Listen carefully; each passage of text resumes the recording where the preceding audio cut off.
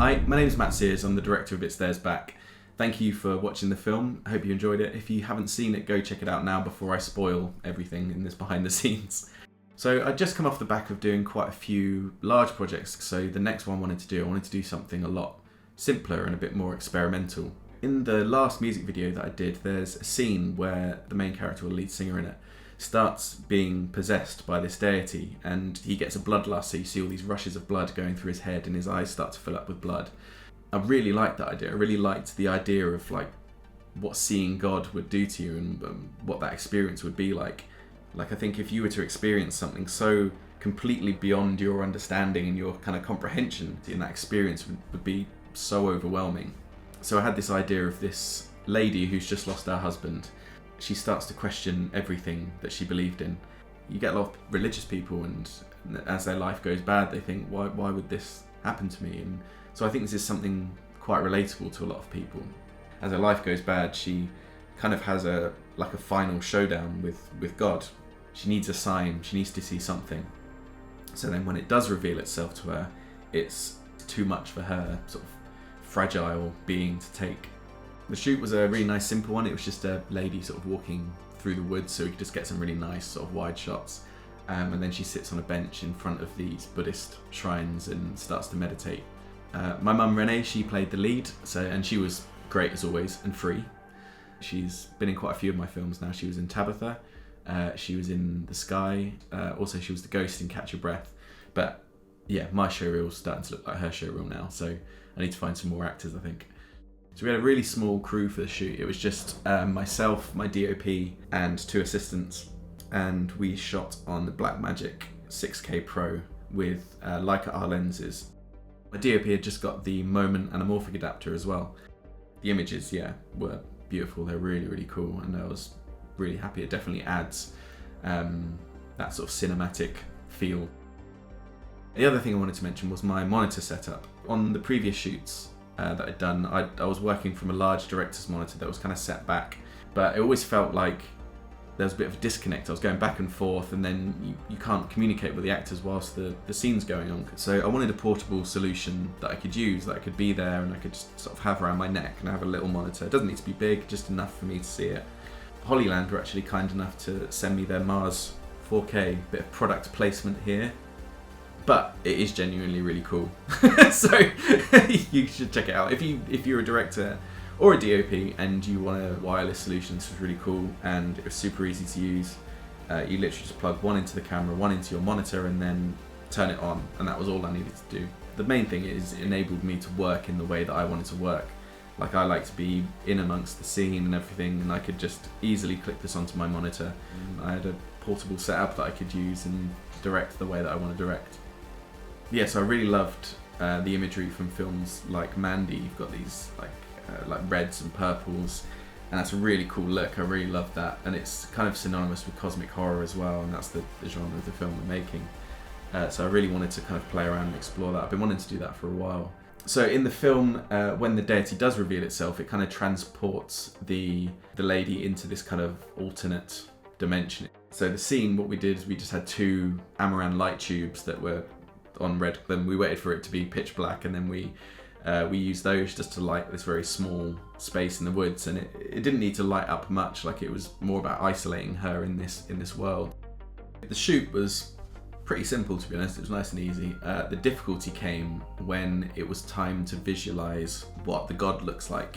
So who would have ever thought it would be difficult to try and imagine what God looks like? So yes, I wanted it to come across as like this kind of like spacey. I wanted to, not Kevin Spacey, like I wanted it to be like space, like the cosmos and stuff like that. Like, I feel like space is kind of the closest thing that we can see to something much, much bigger than ourselves. That's like, the space is, and the universe is the biggest thing we can possibly comprehend, and even that's like, the scale of it is beyond our comprehension. So I think that was quite a good starting point. Places like ArtGrid, Envato and stuff like that, they have quite a lot of this kind of imagery in stock.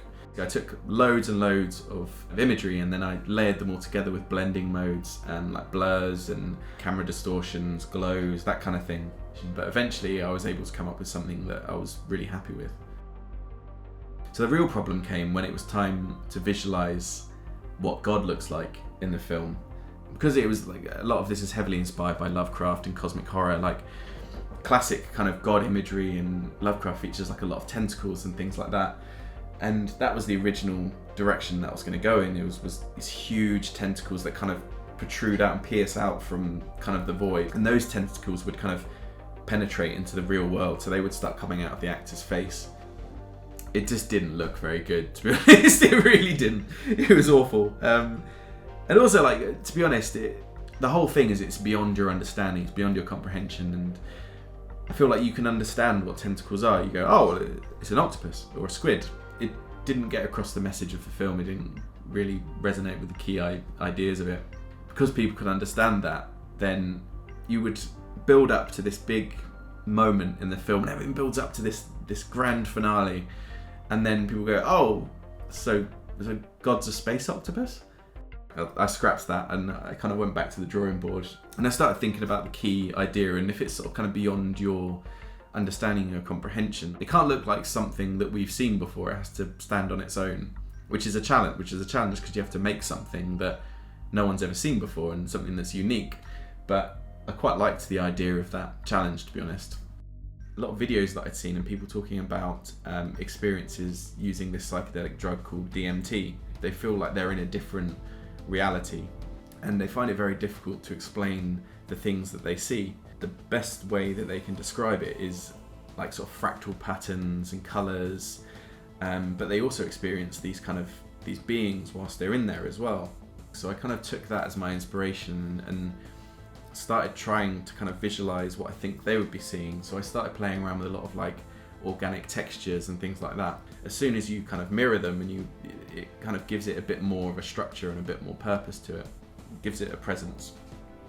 But eventually, like, I came up with the look that I wanted, or not wanted, but a look that I was happy with. It gives you enough so that you know you're looking at something and it's something that's godlike, but it also doesn't give you enough to know exactly what you're looking at. Like, you could be looking at it in the eye, or it could be a small part of it, it could be the whole thing. It's ambiguous enough. You don't want people to invest that 5 minutes of the film and everything builds up to this moment where you finally see the god and then it's a space octopus. It has to be something that is worthy of that build up, and I feel like for me this is worthy of that, and I feel like I'm happy with the way that it looks now.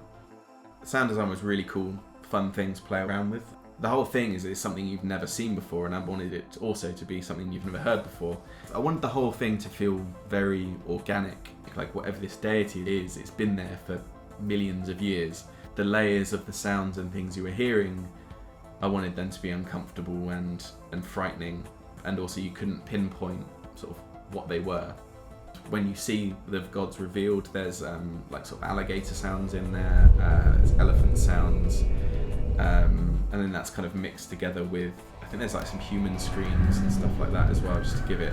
If you just have loads of stuff that you have no understanding of, then it's hard to get an emotional response from it. Whereas I think if you put in things like screams, then it's like people know what a scream is and know that people scream because they're afraid. So you put that in there, and then people go, oh, well, I'm meant to be in it, and it kind of cues something subconsciously. So there's also some more sort of like traditional sounds like Brahms and stuff like that, the Inception type sounds, like when it's revealed, because they kind of bring a grandeur to it.